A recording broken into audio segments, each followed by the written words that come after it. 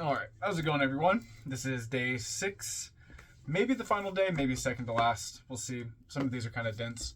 We're doing Nightshades by Jan Fries, I believe, a tourist guide to the night side. We are semi-reviewing it. We are walking through it at the same time. So, yeah, let's get started. Love is a cosmic force and sentience that arises from the heart/mind. Many people express emotions as the interplay between the mind and the body feedback. We love as we recognize ourselves in others and recognize others in ourselves. Love is a link between me and everything else. It bridges the gap of separate existence.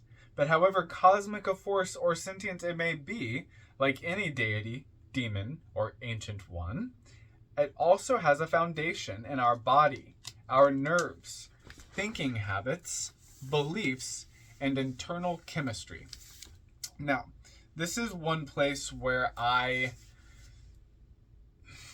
guess I'll give my opinion on something. My opinion is that all the deities and cosmic forces, they exist within us, and they also exist without us. But I think they also exist between us as well. As above, so below at every level.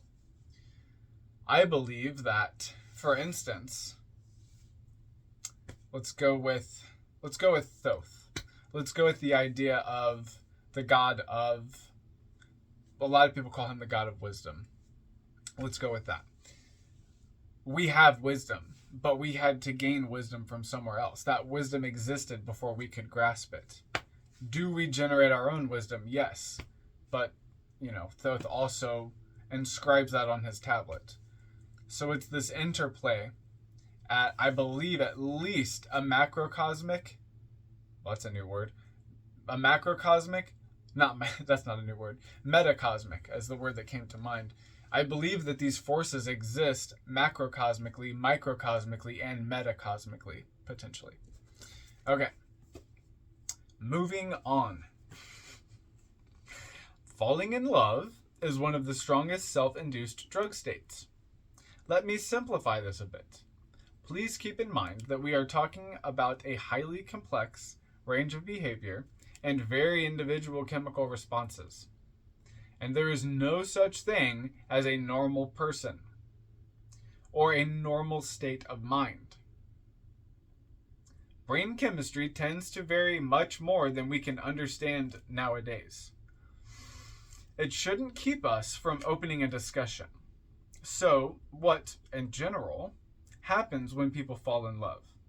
The serotonin level drops, the adrenaline level rises, endorphins are released, and so is, in most people, oxytocin. Plus a lot of other chemicals, many of them yet unclassified. It's a complex mixture with steadily changing ingredients. Just for easy comprehension, serotonin is an all-round chemical that fulfills a lot of different functions in your body. If you have a lack of it, you may find yourself scatterbrained, out of sync, and very badly organized. Adrenaline is a stress hormone, which allows you to be extra alert, excited, awake. It provides fast reflexes and is excellent for fighting, fleeing, hunting, and the like. Endorphins are some of the body's own opiates. Think of them as painkillers and happiness inducers, which cushion your soul and keep it blissfully relaxed. Now think of how you felt and behaved when you were deeply in love. Yep, we are raising interesting points here between the nature of chemicals and thoughts and feelings and actions. And now we're getting into, well, can we use sorcery and shamanism and ceremony to, yeah, of course, that's one of the reasons we're here. Okay, now, and learning to recognize the feeling of cortisol the feeling of adrenaline, the feeling of not opium, oxytocin. Don't get to know the feeling of opium, folks. When you recognize these chemicals in your blood, it can be very empowering, and you can recognize what you need to do based on a lack of or a surplus of those chemicals. Or think of lust. Both men and women release testosterone, and the level of serotonin, dopamine, and noradrenaline rises. This is from Alberts and Mullen, 2003, 19-25. Here the mixture is slightly more aggressive. Testosterone is good for assertiveness and dynamic behavior. Serotonin allows you to keep things well balanced and smoothly working. Dopamine makes you feel alert, awake, and euphoric, while noradrenaline, another stress hormone, allows you to survive the rigors of the courtship and mating on little food and less sleep. As you can see, lust requires not quite the same chemistry as love, but luckily, the mind is good at making fluid changes, and it can make them fast. Another interesting chemical is PEA, phenylethylamine. Phenethylamine. PHENETHYLAMINE.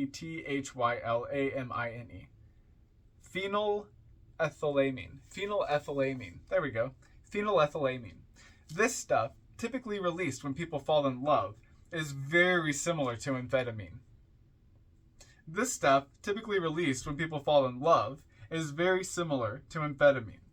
Its effects are not completely explored, but it seems to raise the dopamine level and to cause excitement, euphoria, and intensifies perception. At the same time, it increases the amount of available energy. It's simply great if you want to be up all night and feel really good. Nor is this all. Time distortion is a typical side effect of love, lust, and sexual activity. Yeah. Associated and dissociated perception varies a lot. We are just beginning to work out what we do within ourselves to make up some of the greatest experiences our system can provide. There may well be, as Milkman and Sunderwith, 2010, page 240 to 241, propose, several undiscovered neurotransmitters involved. And the neurotransmitters are the chemicals like the endorphins and things. One of them might be similar to the so-called love drug, MDA, or its close cousin, MDMA, ecstasy, also known as Molly. And MDA, I think they used to call that sassafras in some circles back in the day. Anyway, I digress. Such substances may be involved in the more spiritual aspects of love. The almost psychedelic intensification of perception and the sense of intense unity and sharing. It raises the question, what happens in people who experience religious love? The bliss of devotion and the love that comes from flooding your heart when you radiate joy. Being freshly in love often involves very rapid learning, as when you learn to share your partner's taste in music, movies, or art. It may remind you of the imprinting phenomenon that often characterizes LSD trips. Careful. That has been widely used by many cults and guilds and covens and clans and things. But this is just the start. In a typical relationship, the period of falling in love is characterized by strong emotionality, great ups and downs, obsessive behavior, excitement, scatterbrainedness, lack of appetite, and so on. It's a wonderful, but also weakening state of mind. After weeks or months, the deep mind decides that the fireworks can't go on forever. Over-the-top chemistry is not beneficial for a normal life. It may be a good idea to get a regular meal or a night of sleep from time to time. So the intoxication is brought to a more reasonable level, and this may cause withdrawal symptoms. Regarding the PEA, or phenylethylamine, the level rises until it reaches a plateau. That makes sense? Putting it simply, you habituate. As the level is not changing much, it isn't perceived so strongly as before, and subjectively, this appears as if the level was sinking. Some people get the typical symptoms of amphetamine withdrawal and a typical reduction in the availability of dopamine. To make up for the reduced excitement, many people seem to generate oxytocin. This remarkable chemical seems to be involved in generating feelings of trust, comfort, and safety. Many people on oxytocin tend to become more confident, trusting, and less cautious, which may easily result in pregnancy. The oxytocin effect may be amplified by endorphins, making our lovebirds feel soothed, comforted, and happily at home. Milkman and Sunderworth. And while the initial, that's the source, and while the initial love craze gives way to calm and serene domestic happiness, we observe a situation that is ideally situated to the rearing of children. It does not work that way in all people. It has been hypothesized that some people have less access to oxytocin, which makes it harder for them to handle lasting relationships. Some people move from one partner to another as soon as the initial excitement is over. Others begin a quarreling relationship. And that's, you're trading one chemical for another there. Adrenaline and dopamine have a relationship as well, and people can get addicted to the feeling of adrenaline and the arguing, and it's just a matter of time before the only chemical produced in that relationship is adrenaline, cortisol, and variants of that. Moving on.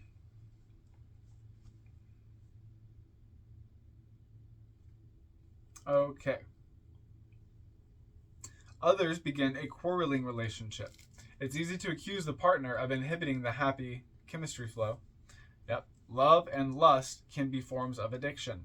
A stimulus, the partner, that used to produce the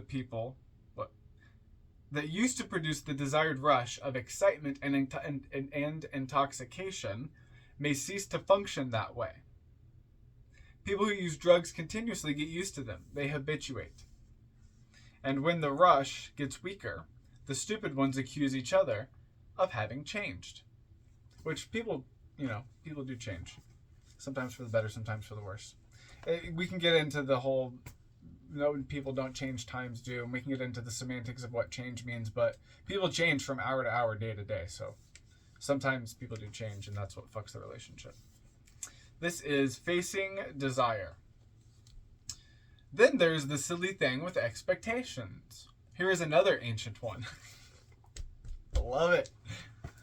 This is why I wanted to share this book. There are so many, like, people are looking for ceremonies and rituals and symbols, but it's a lot of times it's a psychological shift that needs to occur, not a technical one or not a logistical one.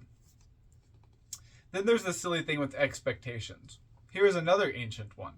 Call it desire, lust, and expectation. In some cultures, a single deity is in charge of love, lust, and desire. One such god is charming Kama, an Indian god who features prominently in poetry and literature. Kama is a cheerful character. He buzzes around, looking for potential lovers, and fixes them with well-aimed arrows. His sugarcane bow is the mind. His 5 arrows are the senses. When you get struck by the lot, you've had it. The Vedas admit that Kama is a god who makes the world go round. It is love, desire, and lust, not money, that makes animals mate. People say money makes the world go round. It is love, desire, and lust that make animals mate. That make people hurry after their dreams, struggle for their ambitions, and bind themselves to things and thoughts. That makes ancient Kama, a god who was there before the earth was formed, a formidable entity. One way or another, every spiritual person is bound to encounter Kama. Some people are blinded, bound, and burdened by their desires. It gave desires a very bad name. In Hinduism, Kama remained as an acceptable but highly dangerous deity. In Buddhism, he became the epitome of evil. This may be one of the great schisms. Interesting. The historical Buddha, who had grown up with such wealth that he could fulfill more desires than his contemporaries, made a point that existence is suffering, and the root of suffering is desire. As usual, Old Grumpy only saw half of the picture. He did not realize, as the Taoists and many Tantrikas do, that the desire for liberation is the key to freedom. Yeah. 3 sides of the same coin, right? Love, desire, and what is it? What was the third one? Love, lust, and desire are sort of 3 sides of the same coin.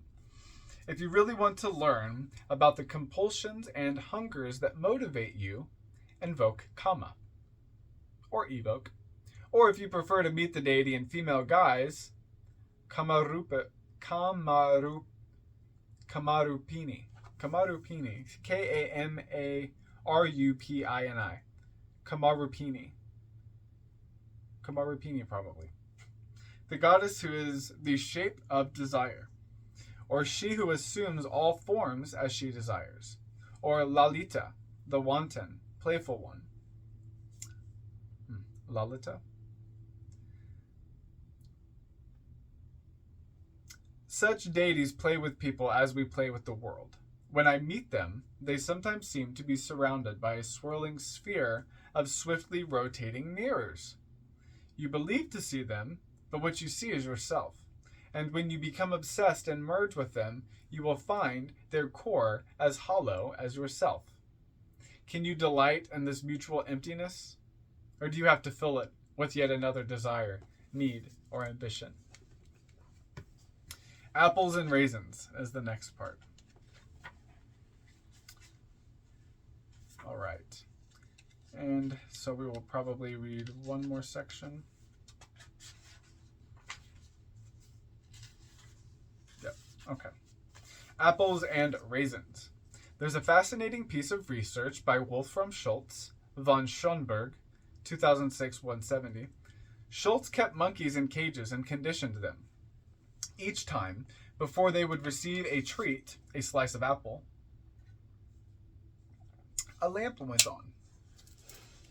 The monkeys learned that the light always preceded the treat.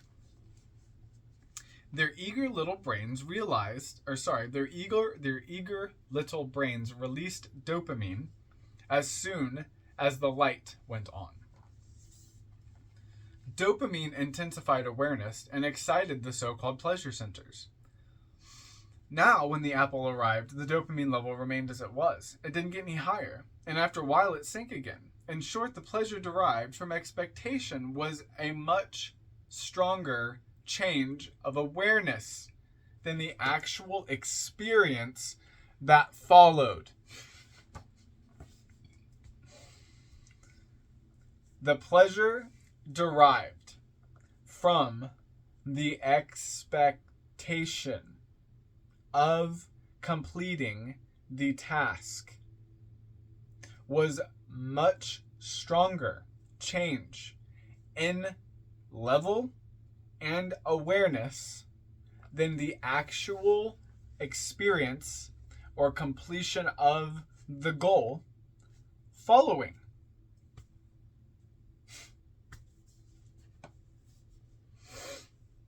You're either going to read and hear this stuff and you're going to do something with it, or you're going to read it and absorb it and it's just going to go back into the void that you're going to cram other things in with. I really, really, really hope you guys are all of you are putting this information to use, because this is huge stuff. This is not just how to make a more magical looking sigil so that people think you're more powerful than you are.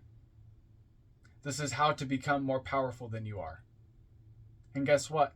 Then you can make cooler looking sigils. The monkeys had learned to shift the pleasure of getting a real slice of apple to the expectation of getting one. And monkeys, and to an extent in people, expectation tends to produce a stronger kick than their fulfillment. It may be a key to the fact that humans are rarely content with anything. But Schultz went beyond this. After the monkeys were well used to apple slices, he replaced them with raisins. Our monkeys much preferred raisins and reacted with a stronger dopamine release. Schultz got them used to raisins. Then he changed it to apple slices again. The monkeys were deeply disappointed. And remember, we've all got a monkey in us. The monkeys were deeply disappointed. The light signal now produced a much weaker reaction. In fact, the dopamine release was so much reduced that it lay below the level originally produced by apple slices. In short, apple slices, which had been great before the raisin experience, were only good afterwards. Our monkeys were behaving like sated consumers. Now, you wouldn't really think about what you could think about yourself now. Now you wouldn't really think about what you could think about yourself now. When does life revolve around raisins, and when is it apples? That's sort of what I was attempting to get at. And just when are you only chasing lights that promise satisfaction? Expectations, apples, and raisins are more than funny research. They are the foundation of the entire advertisement and entertainment industry, as well as other things, and of the things that make you tick while you blissfully assume that you are making rational decisions. Western civilization is based on the triumph of too few apple slices, less raisins, and far too many blinking lights. In new relationships, the level of expectation is very high. Call it daydreaming if you like. Daydreaming, i.e., I believe in effect, making up attractive stories and getting access to the good feelings they promise, is one of the keys to falling in love and to maintaining this state. Much of it relies on a vivid imagination. Expectation of great feelings is enough to produce them. Later on, you will learn just what you can share with your partner and what you can't, and things will calm down a little. It's not always a happy experience. If you expect your partner to live up to all your expectations, you should better marry yourself. And if you stop making happy dreams, your interest will decrease. Eventually, expectations fade, but desires remain. Most people don't give up easily. Many demand that their partner is just as they dreamed him/her to be. Some start to compare one partner to another. Some compare a real partner to an imaginary one. Some even assume that the partner has done the unthinkable and changed. All of this is sloppy thinking. It's not the partner who stimulates your glands, it's yourself using the image of the partner and a lot of highly specific thinking. That's a good way to put it. It's your brain that makes your feelings, and your feelings are your responsibility. Being in love is a trance that requires regular maintenance, care, and consideration. Huge note here. Trance requires regular maintenance, care, and consideration, regardless of the trance. It works best between people who are responsible for themselves. Ego, music, hunger, time space, addiction, Love, lust, desire, etc. are just a few of the ancient ones that have shaped life on this planet for millennia. If you've forgotten why we're going off on a biochemistry rant, on a psychophysiology pursuit, this is why. Ego, music, hunger, time, space, addiction, love, lust, desire, etc. are just a few of the ancient ones that have shaped life on this planet for millennia. They have formed cultures, they have given us myths and legends, and they made people lead lives that are simply astonishing. You can meet them anytime you face yourself. Indeed, whatever you consider yourself is a shape of them. When you encounter them in deep trance states, you will be amazed by the many fantastic shapes your mind uses to represent them. Few of them look much like skulls and bones, nor do they usually display claws, horns, or shaggy pelts. On a deeper level, many exhibit aquatic shapes, naturally. Perhaps we derive their appearance from distant memories of the primal ocean, or perhaps the unconscious is very well represented by oceanic themes. Perhaps we derive their appearance from distant memories of the primal ocean. To an explorer of the night side, many entities appear with a distinctly mollusk, shell, worm, polyp, or spongy look. It could be genetic memory, or maybe these shapes are simply useful for life forms that survive in a liquid environment, i.e. the middle ground. The night side is not just aquatic, however. You can discover realms of awareness that are very close to the world of plants. Most people underestimate plants. They look at a meadow in the sun and assume this is serenity and peace. For the plants, it certainly isn't. They struggle for space, nutrients, moisture, sunlight, fertilization, and compete with each other in a thoroughly amoral way, not to mention their predators. Just look into The Private Life of Plants by David Attenborough.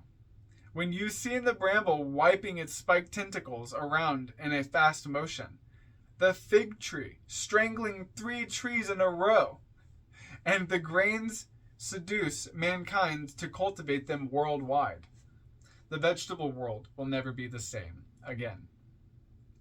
We may assume that we use and cultivate plants. Yeah, I fucking love this.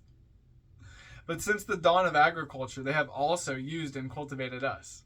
People, animals, plants, fungi, slime mold, bacteria, energy, matter, gods, spirits, ancient ones, you name it. None of us stand apart.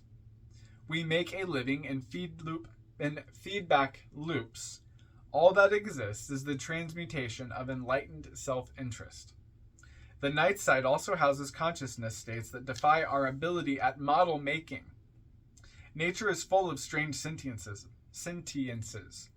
We need not go into deep sea or evoke extraterrestrial to encounter awareness that blow the narrow limits of our minds. Think of slime mold. Nowadays, around 700 species of slime mold, myxomycetes or myxomycetes are known. Myxomycetes is what we're going to go with. Most of them are forest dwellers inhabiting decaying wood or foliage and spending much time hidden under the bark of rotten trees and branches. But some lead a happy life on the margins of melting snowbanks and the Arctic, on high mountains, and deserts, and leaf litter, dung, and soil, even underwater. A slime mold is not very keen on getting attention, and leads a shy and retiring life like a Taoist. Most people are not even aware that it exists. You may not think so yet, but at this moment, slime mold is highly relevant for your spiritual development. Slime mold leads a life that is thoroughly fantastic. In most, not all species, the process follows a series of distinct changes. All right, I think, well, we'll push through. It's only 2 more pages. All right, let's knock this out. To begin with, imagine you are a happy little spore drifting through the air. You will land somewhere eventually. Depending on conditions, you will develop into 1 to 4 little haploid cells. Your spore shell opens an orifice or splits apart, and the little protoplasts are freed. The protoplasts can appear in 2 distinct ways. Either they look like a little amoeba, or they are equipped with a whip-like flagellum, which helps them to propel themselves through water. What emerges from the spore depends largely on the amount of water in the environment. The version with a flagella is called a swarm cell, the other a myxamoeba, myxamobea, myxamoeba. Both of them are interconvertible. At this stage, it's very easy for you to respond to changes in your environment. Perhaps conditions get too dry. You simply shrivel up and turn into a microcyst, which allows you to survive, if somewhat dormant, for extended periods. Eventually, dampness returns, and your journey can continue, I guess. You move or swim around, and when you meet a compatible little friend, you merge with it and start an amazing enterprise. You united your plasma and your cell nuclei and continue as a new organism. Maybe you look like a tiny amoeba, or maybe you still have your flagella. Eventually you will lose the flagella. The future is the amoeba shape. You two, TWO, form a single cell, also known as a zygote, not related to Shoggoth, sorry. Next, you begin to creep around, hunting for food. Slime mold is an excellent hunter of bacteria and tiny life forms, but it will also feed on other sorts of organic matter. And all the time you will be growing. You will remain a single cell and a single organism, but you will grow. And this is a unique thing. A huge amount of cell nuclei. But you will grow, and this is the unique thing, a huge amount of cell nuclei. In other organisms, there are many cells and each has a nucleus. Not in your case. Your body is a single cell with many cell nuclei. Is this an individual or a group mind? Even tiny species of slime mold, too small to be seen by the naked eye, contain hundreds of individual nuclei. You will happily romp around, hunting and devouring, and grow to your ideal size. Most recipes of slime mold remain tiny, but some of them grow to several centimeters, and that's huge. I saw a gorgeous, bright yellow Fuligoseptica, Fuligo, in the mountain forest today. It told me I should mention it and sends its best regards. It was easily 8 centimeters long and 5 centimeters wide. Among the many species of slime mold, that one is a giant, and it can grow to twice that size. This gorgeously fluffy, colorful organism consisted of a single slimy cell and was making its way leisurely across a dead tree trunk in a layer of moss. In this stage, you are actually behaving much like an animal. This is a complete enigma. After all, as a single organism with many individual nuclei, you have to share information and make decisions. Slime mold can only creep in one direction when all parts cooperate. Like most humans, it has to cope without a brain.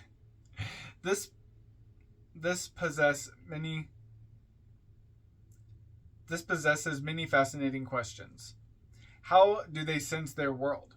How do they communicate? This poses many fascinating questions. How do they sense their world? How do they communicate? How do they decide what to do next? Why don't they rip apart like a cultist would? And each bit goes its own way. Growth continues, and when you have reached a certain size, you somehow decide to settle down. Perhaps the environment forces you to. If it gets too dry or too cold, you may choose to remain dormant in a tough, resistant structure called a sclerotium. Sclerotium. Sclerotium. In this shape, competent slime mold can endure long winter months, hidden safely beneath the bark of a decaying tree or bush. When conditions improve, you may decide to emerge and turn into a fruiting body. Maybe you've become big enough, or maybe the available foodstuff is exhausted. The trigger seems to differ for some species. Those with pigmented plasmodia will require a certain amount of light to fruit. That makes sense. Others seem to require a certain amount of moisture. Underwater slime mold may be influenced by water chemistry and temperature. Underwater slime mold may be influenced by water chemistry and temperature. Now your lifestyle undergoes a massive change. You settle down and your plasmatic mass divides into a myriad of separate entities. Each of them turns into a fruiting body and extends a stalk with a spore at the end. By now, you are behaving much like a plant or fungus. Eventually, the next generation of spore individuals goes flying. Stevenson and Stempen, 2014-19. Slime mold is an excellent topic for meditation. It can teach you a lot about individuality and group behavior, about active and passive stages of life. It also constitutes an enigma for biologists, who first assumed that they were dealing with a family of fungi, and subsequently realized that slime mold is neither fungus nor animal, behaves like both, and defies categorization. In many ways, mushrooms are the link between the plant and animal kingdom, or part of the link, or fungus in general. But our experience of the ancient ones is not limited to biological models. Other ancient ones, and here things become really exciting, appear as energy clusters, sparkles, spinning, whirling whatnots, or manifest their shape in sound, scent, taste, or vibration. All of these are conveniences. Every shape is a convenience. Every shape and symbol. Indeed, shapes are nothing but symbols. Well, I shouldn't say they're nothing but symbols. I digress. Just because an entity appears like a jellyfish does not mean that it is one. It simply means that our highly restricted little human brains use such crude shapes to represent its essence in a tangible way. Everything you sense on the night side is a metaphor, a symbol, or a representation. The same goes for the day side. One of the first things we come to realize is that the night side is so much more than we ever assumed, knew, or dared to think about. All right, this was a long video. We're going to call it there.